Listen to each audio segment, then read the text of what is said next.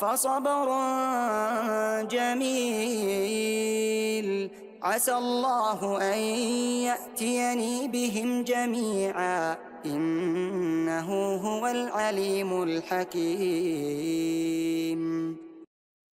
أعوذ بالله من الشيطان الرجيم. بسم الله الرحمن الرحيم. ألف لام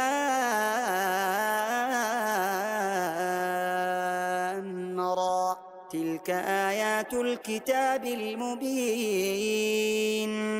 إنا أنزلناه قرآنا عربيا لعلكم تعقلون. نحن نقص عليك أحسن القصص بما أوحينا إليك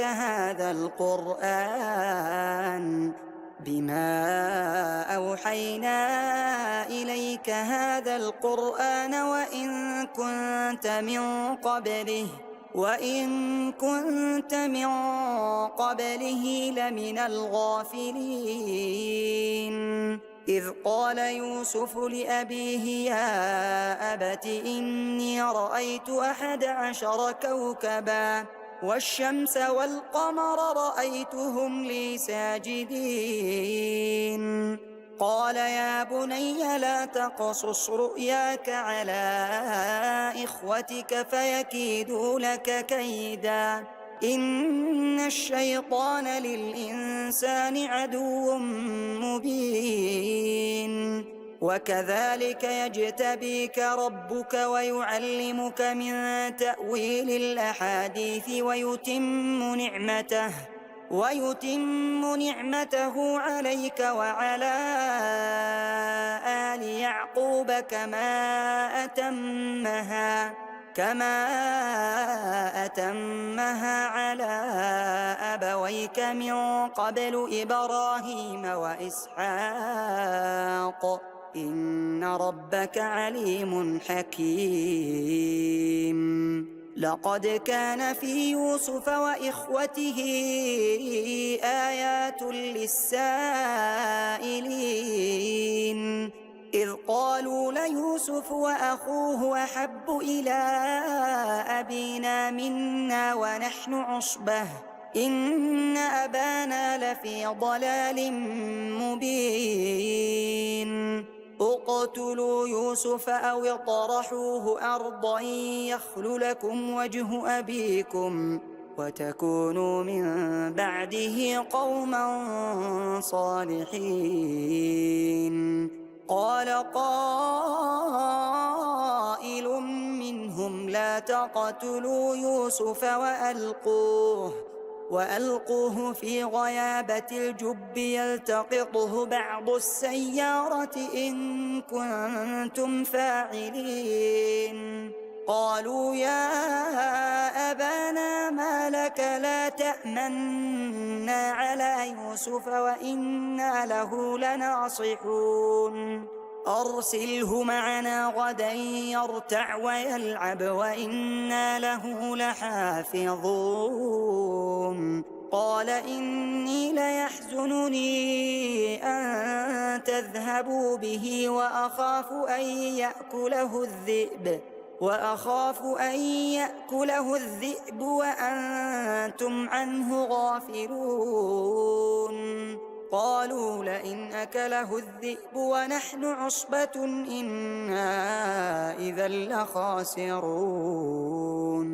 فلما ذهبوا به وأجمعوا أن يجعلوه في غيابة الجب وأوحينا إليه لتنبئنهم بأمرهم هذا وهم لا يشعرون. وجاءوا أباهم عشاء يبكون. قالوا يا أبانا إنا ذهبنا نستبق وتركنا يوسف عند متاعنا فأكله الذئب فأكله الذئب وما أنت بمؤمن لنا ولو كنا صادقين وجاءوا على قميصه بدم كذب قال بل سولت لكم أنفسكم أمرا فصبر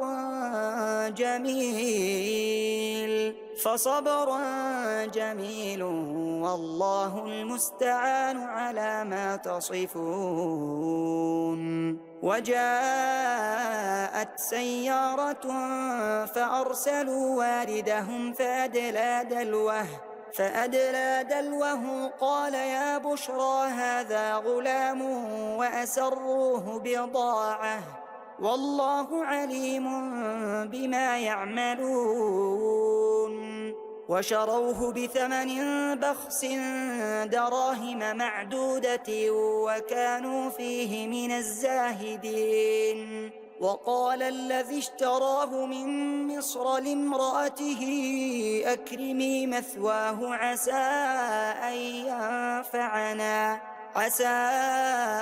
أن ينفعنا أو نتخذه ولدا وكذلك مكنا ليوسف في الأرض ولنعلمه من تأويل الأحاديث والله غالب على أمره ولكن أكثر الناس لا يعلمون ولما بلغ أشده آتيناه حكما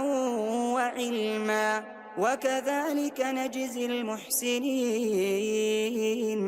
وراودته التي هو في بيتها عن نفسه وغلقت الأبواب وقالت هيت لك قال معاذ الله إنه ربي أحسن مثواي إنه لا يفلح الظالمون ولقد همت به وهم بها لولا أن رأى برهان ربه كذلك لنصرف عنه السوء والفحشاء إنه من عبادنا المخلصين واستبق الباب وقدت قميصه من دبر وألف يا سيدها لدى الباب قالت ما جزاء من أراد بأهلك سوءا إلا أن يسجن أو عذاب أليم قال هي راودتني عن نفسي وشهد شاهد من أهلها إن كان قميصه قد من قبل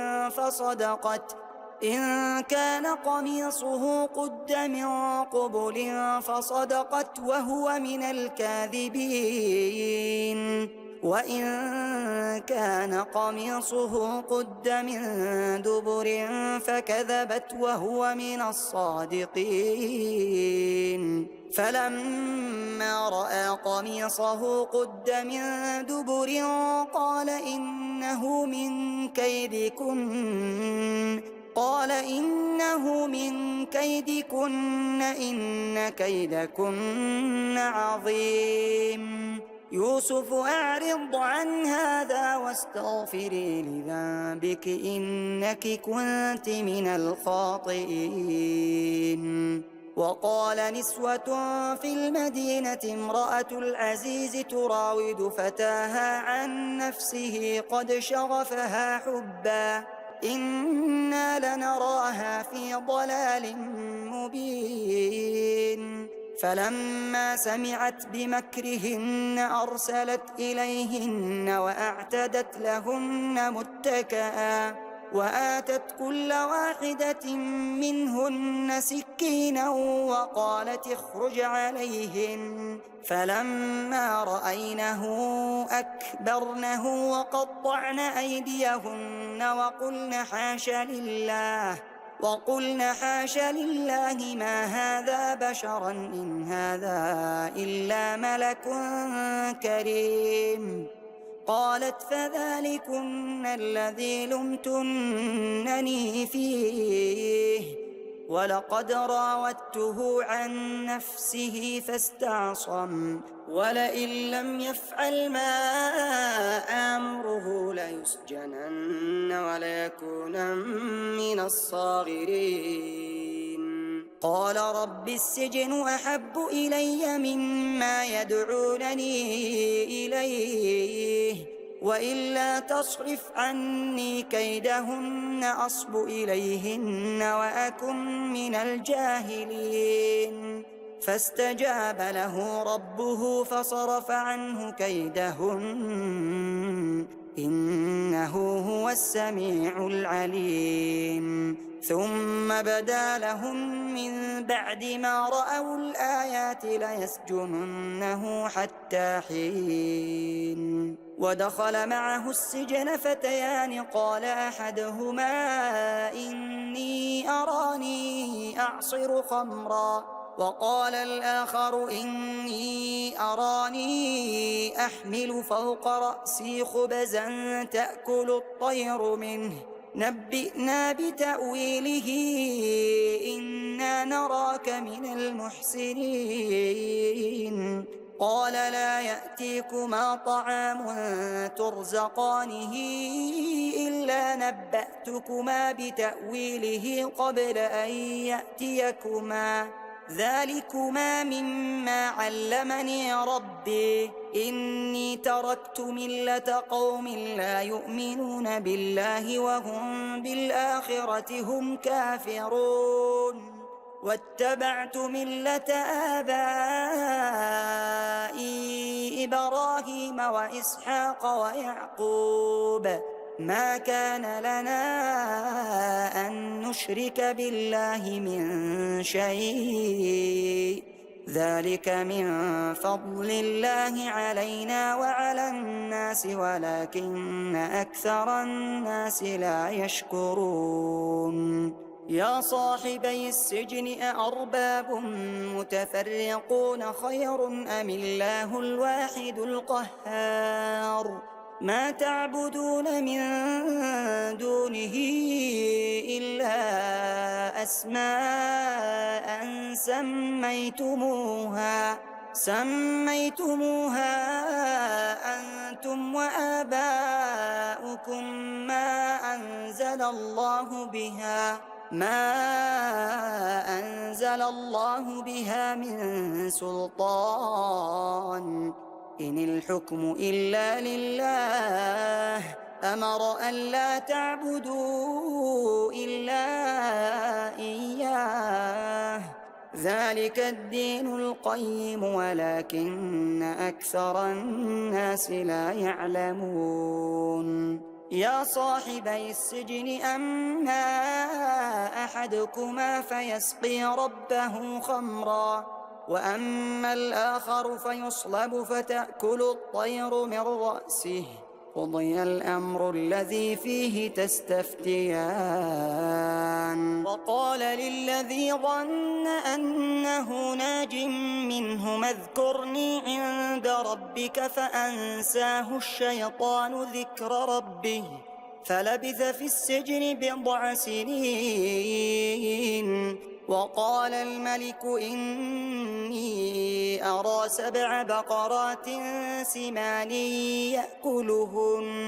يأكلهن 7 عجاف و7 سنبلات خضر وأخر يابسات يا أيها الملأ أفتوني في رؤياي إن كنتم للرؤيا تعبرون قالوا أضغاث أحلام وما نحن بتأويل الأحلام بعالمين وقال الذي نجا منهما وادكر بعد أمة أنا أنبئكم بتأويله فأرسلون يوسف أيها الصديق أفتنا في 7 بقرات سمان يأكلهن 7 عجاف وسبع سنبلات خضر وأخر يابسات لعلي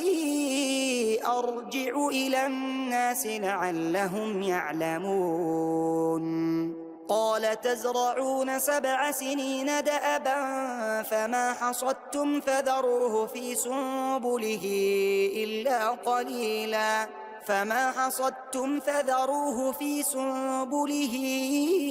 إلا قليلا مما تأكلون ثم يأتي من بعد ذلك 7 شداد يأكلن ما قدمتم لهن إلا قليلا مما تحصنون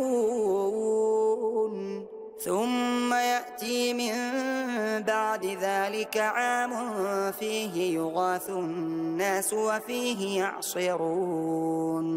وقال الملك ائتوني به فلما جاءه الرسول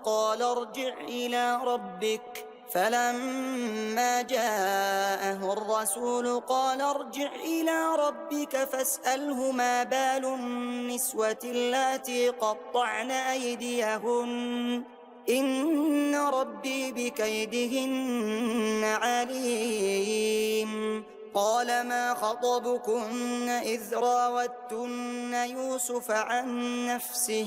قلن حاش لله ما علمنا عليه من سوء قالت امرأة العزيز الآن حصحص الحق أنا راودته عن نفسه وإنه لمن الصادقين ذلك ليعلم أني لم أخنه بالغيب وأن الله لا يهدي كيد الخائنين وما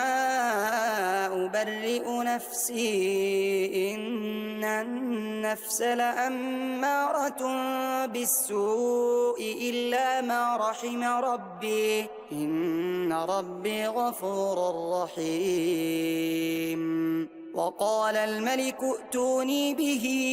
أستخلصه لنفسي فلما كلمه قال إنك اليوم لدينا مكين أمين قال اجعلني على خزائن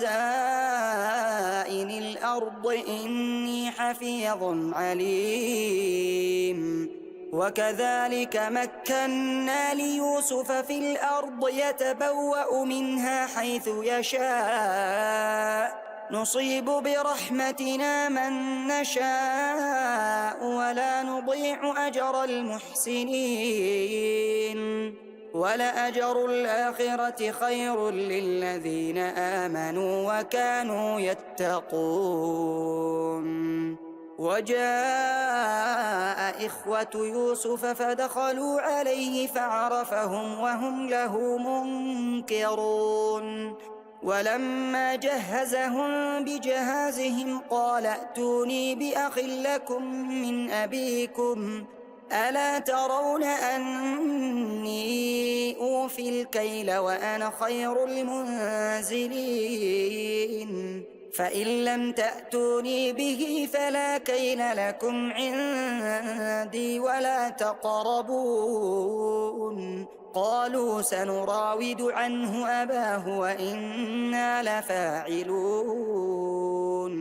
وقال لفتيانه اجعلوا بضاعتهم في رحالهم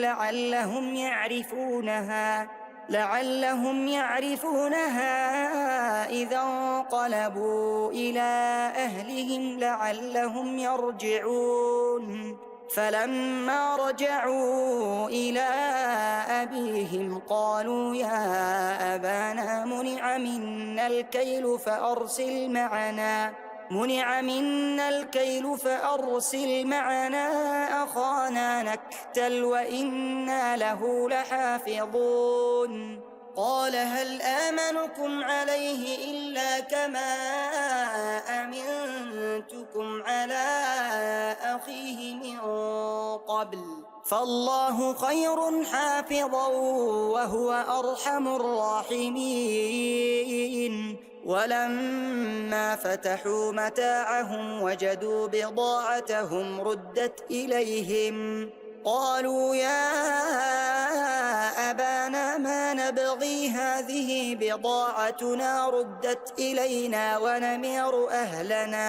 ونمير أهلنا ونحفظ أخانا ونزداد كيل بعير ذلك كيل يسير. قال لن أرسله معكم حتى تؤتون موثقا من الله لتأتونني به إلا أن يحاط بكم. فلما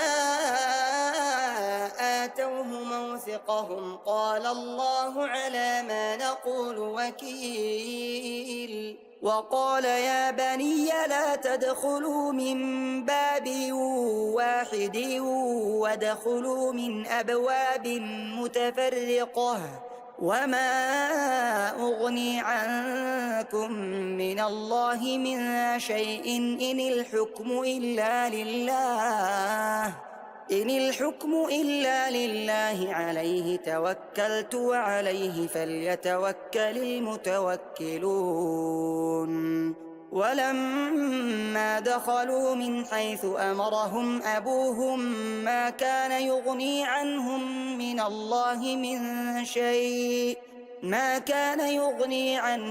من الله من شيء إلا حاجة في نفس يعقوب قضاها وإنه لذو علم لما علمناه ولكن أكثر الناس لا يعلمون. ولما دخلوا على يوسف آوى إليه أخاه قال إني أنا أخوك فلا تبتئس بما كانوا يعملون. فلما جهزهم بجهازهم جعل السقاية في رحل أخيه ثم أذن مؤذن بينهم أيتها العير إنكم لسارقون. قالوا وأقبلوا عليهم ماذا تفقدون؟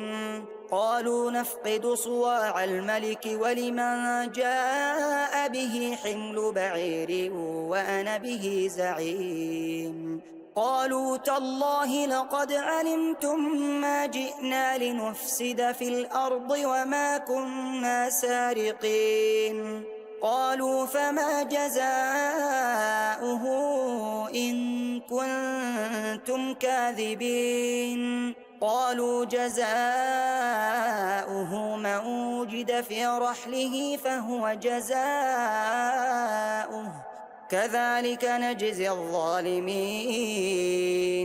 فبدأ بأوعيتهم قبل وعاء أخيه ثم استخرجها من وعاء أخيه كذلك كدنا ليوسف ما كان ليأخذ أخاه في دين الملك إلا أن يشاء الله نرفع درجات من نشاء وفوق كل ذي علم عليم. قالوا إن يسرق فقد سرق أخ له من قبل فأسرها يوسف في نفسه ولم يبدها لهم. قال أنتم شر مكانا والله أعلم بما تصفون. قالوا يا أيها العزيز إن له أبا شيخا كبيرا فخذ أحدنا مكانه إنا نراك من المحسنين. قال معاذ الله أن نأخذ إلا من وجدنا متاعنا عنده إنا إذا لظالمون.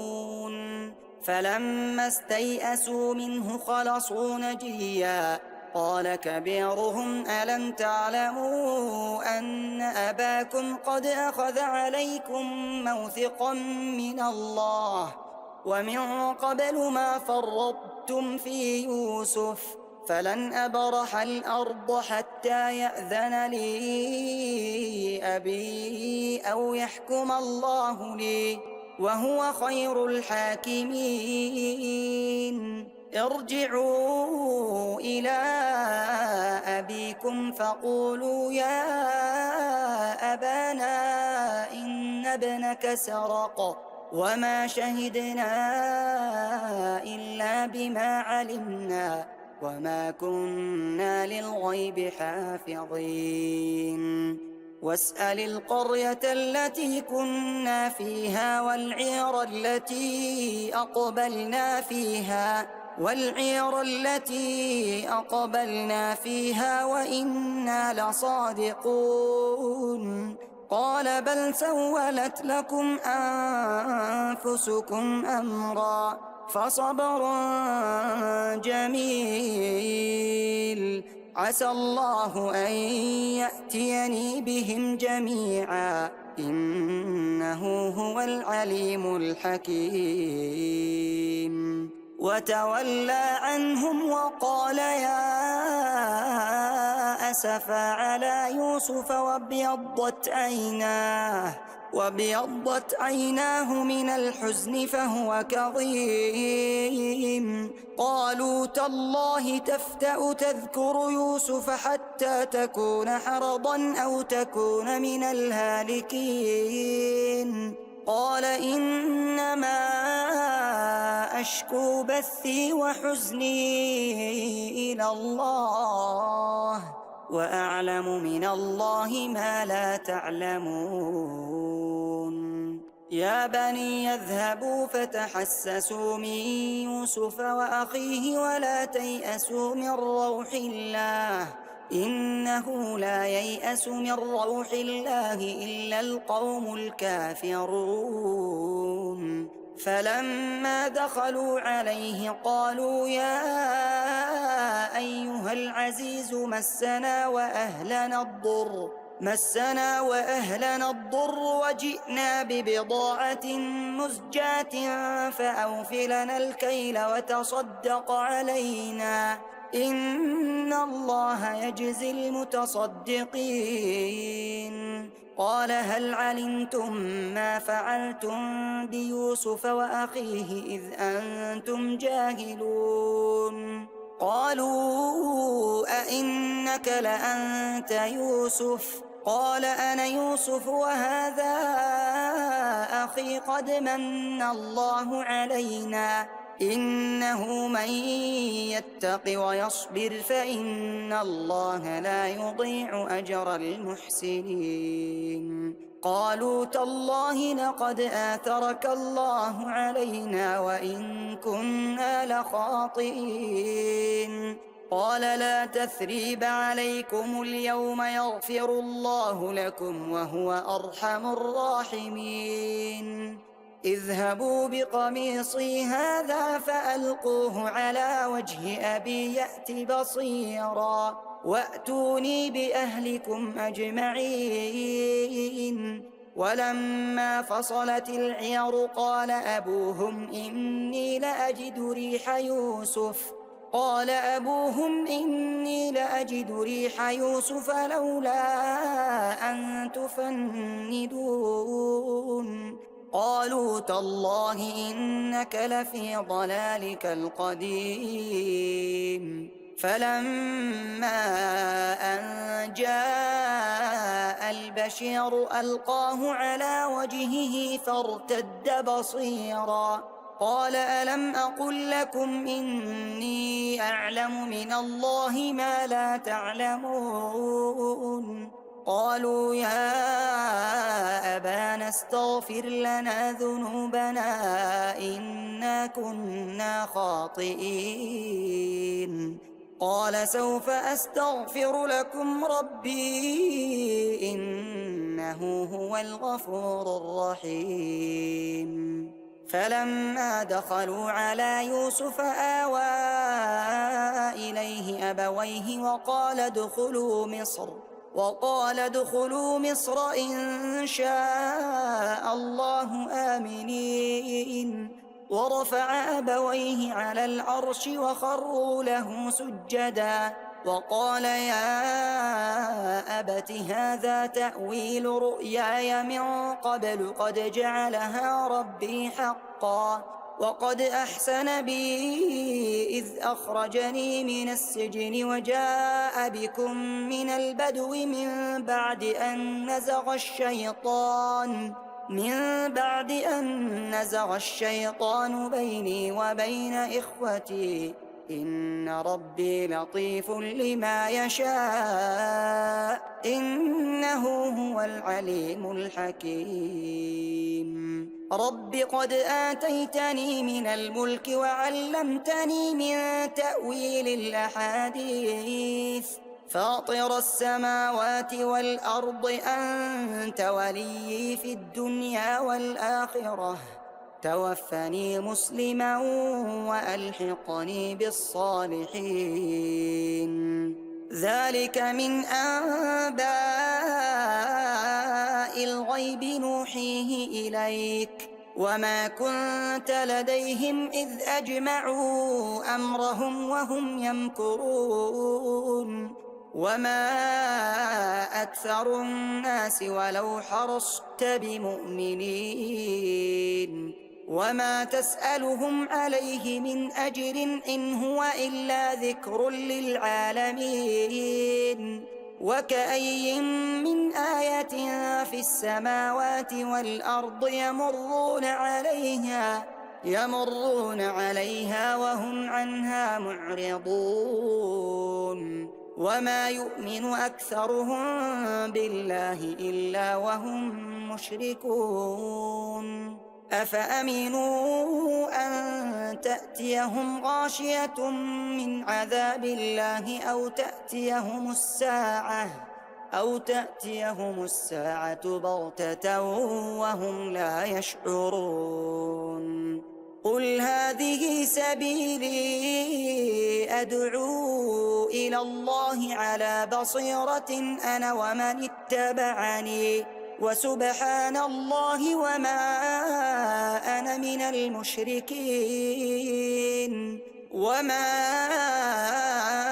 أرسلنا من قبلك إلا رجالا نوحي إليهم من أهل القرى أفلم يسيروا في الأرض فينظروا كيف كان عاقبة الذين من قبلهم ولدار الآخرة خير للذين اتقوا أفلا تعقلون حتى إذا استيأس الرسل وظنوا أنهم قد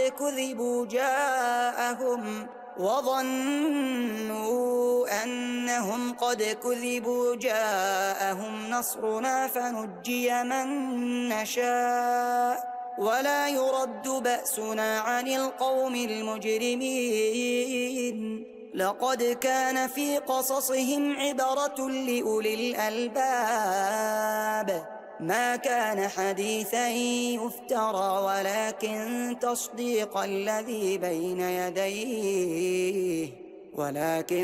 تصديق الذي بين يديه وتفصيل كل شيء وهدى